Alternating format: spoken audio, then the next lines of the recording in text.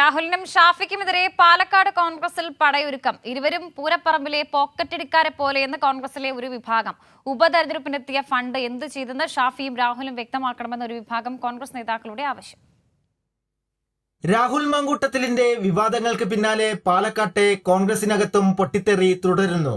രാഹുലിനും ഷാഫി പറമ്പിലിനും എതിരെ രൂക്ഷ വിമർശനമാണ് ഒരു വിഭാഗം നേതാക്കൾ ഉന്നയിക്കുന്നത്. ഇരുവരും പൂരപ്പറമ്പിലെ പോക്കറ്റടിക്കാരെ പോലെയെന്ന് നേതാക്കൾ കുറ്റപ്പെടുത്തി. രാഹുലിന്റെ സ്ഥാനാർത്ഥിത്വം എതിർത്തത് സ്വഭാവ ദൂഷ്യം കൊണ്ടുകൂടിയാണ്. എന്നാൽ ഷാഫിയുടെ താൽപര്യങ്ങൾക്ക് പാർട്ടി മുട്ടുമടക്കി എന്നും നേതാക്കൾ ആരോപിച്ചു. കൂടാതെ ഉപതെരഞ്ഞെടുപ്പ് സമയത്തെത്തിയ ഫണ്ട് സംബന്ധിച്ചും ആരോപണങ്ങൾ ഉയർന്നിട്ടുണ്ട്. വലിയ തുകയാണ് ഉപതെരഞ്ഞെടുപ്പ് സമയത്ത് പാലക്കാട്ടേക്ക് എത്തിയത്. ഈ തുക എന്തു ചെയ്തു എന്ന് ഇവർ വ്യക്തമാക്കണം. MLA ആയ ശേഷം രാഹുൽ വാങ്ങിയ കാറിന് പൈസ എവിടെ നിന്ന് കിട്ടിയെന്നും വ്യക്തമാക്കണമെന്ന് ജില്ലയിലെ ഒരു വിഭാഗം നേതാക്കൾ കുറ്റപ്പെടുത്തി. രാഹുലും ഷാഫിയും കാരണം ജില്ലയിൽ തലയുയർത്തിപ്പിടിച്ച് നടക്കാൻ കഴിയാത്ത സ്ഥിതിയായി എന്നും നേതാക്കൾക്ക് വിമർശനമുണ്ട്. അതേസമയം ഷാഫി പറമ്പിൽ പക്ഷം വിഷയത്തിൽ യാതൊരു പ്രതികരണത്തിനും തയ്യാറായിട്ടില്ല.